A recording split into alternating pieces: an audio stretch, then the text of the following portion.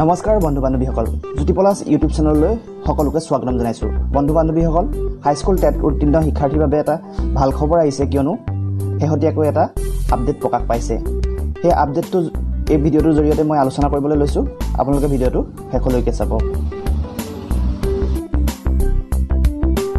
বন্ধু বান্ধৱীসকল, high school TET উত্তীৰ্ণ শিক্ষাৰ্থীৰ বাবে শেহতীয়াকৈ দুটা ভাল খবৰ আহিছে, কিয়নো শেহতীয়াকৈ এখন নটিফিকেশ্যন প্ৰকাশ পাইছে, যিখন 28 ছেপ্টেম্বৰ 2020ৰ নটিফিকেশ্যন আৰু 29 ছেপ্টেম্বৰ 2020ৰ বাতৰি কাকতত প্ৰকাশ পাইছে, যি হাইস্কুল টেট উত্তীৰ্ণ শিক্ষাৰ্থীৰ বাবে 5746টা পদৰ বিজ্ঞাপন ওলাইছিলে।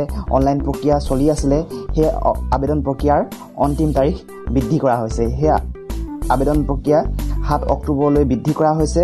যিসকল প্ৰাৰ্থীয়ে এতিয়া BEdৰ লাষ্ট ছেমিষ্টাৰৰ প্ৰাৰ্থী অৰ্থাৎ BEdৰ লাষ্ট ছেমিষ্টাৰত আছে, তেওঁলোকৰ বাবে সুখবৰ, কিয়নো তেওঁলোকে 7 অক্টোবৰৰ ভিতৰত এই আবেদন প্ৰক্ৰিয়া কৰিব পাৰিব। টেট উত্তীৰ্ণ প্ৰাৰ্থীৰ বাবে দ্বিতীয়টো ভাল খবৰ আহিছে এনেধৰণে, যিসকল প্ৰাৰ্থীয়ে ডিষ্টেঞ্চ মোডত ডিগ্ৰী ডিপ্ল'মা লৈছিলে, তেওঁলোকৰ বাবে এটা ভাল খবৰ, কিয়নো 29 ছেপ্টেম্বৰ ইভিনিঙত এটা নটিফিকেশ্যন প্ৰকাশ পাব, যিটো অফিচিয়েল ৱেবছাইট www.madhyamikassam.gov.in ত নটিফিকেশ্যন প্ৰকাশ পাব। সেই নটিফিকেশ্যন মতে যিসকলে ODL মোডত বা ডিষ্টেঞ্চ মোডত ডিগ্ৰী লৈছিলে, তেওঁলোককো এই আবেদন প্ৰক্ৰিয়া কৰিবৰ বাবে অনুমতি প্ৰদান কৰা হ'ব।